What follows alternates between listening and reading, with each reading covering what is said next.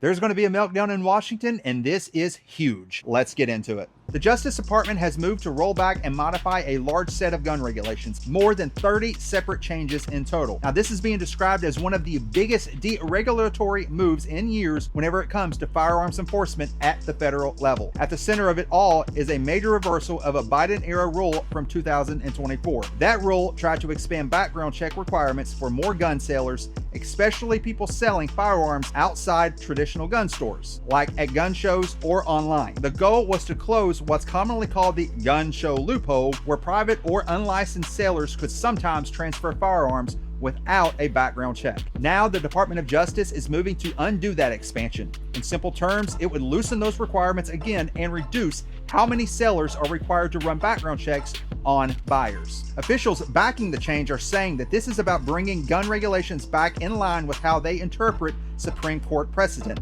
and cutting what they call unnecessary burdens on lawful gun owners and licensed firearm dealers. One senior Justice Department official even described it as historic level of regulatory reform for the ATF, the agency that enforces federal gun laws. Acting Attorney General Todd Blanche has been very direct about the reasoning. He argues that past regulations were written without fully understanding how the firearms industry actually works, and says the goal now is to better align enforcement with constitutional rights and real-world business practices. But on the other side, gun control groups are strongly pushing back. Who would have thought? Organizations like Everytown Gun for Safety are calling the move dangerous, saying that loosening these rules make it easier for people who shouldn't have guns access to them. They argue that background check expansions were one of the main tools for preventing illegal gun transfers, especially in informal sale settings. And this all comes at a politically sensitive movement because the announcement lines up with a broader leadership change at the ATF. The Senate has confirmed Robert Cicada as the new head of the agency. He is a longtime ATF official who's been with the Bureau since 2005 and had already been serving in an acting leadership role before the confirmation. Supporters of his appointment say he brings experience and stability to an agency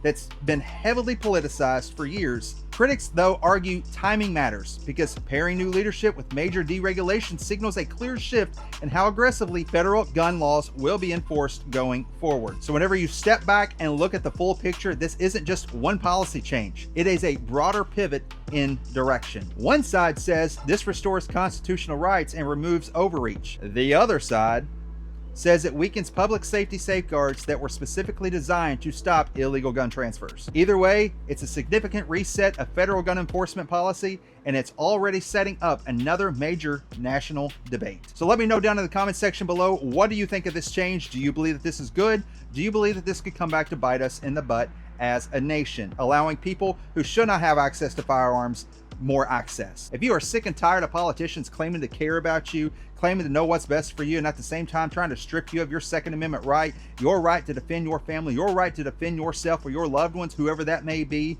hit that like button. If you want to follow along and stay up to date with all of these cases as they are coming out, as they develop, go ahead and hit that subscribe button. I would greatly appreciate it. That's all for now from the 2A Defense Network, and we'll see you later.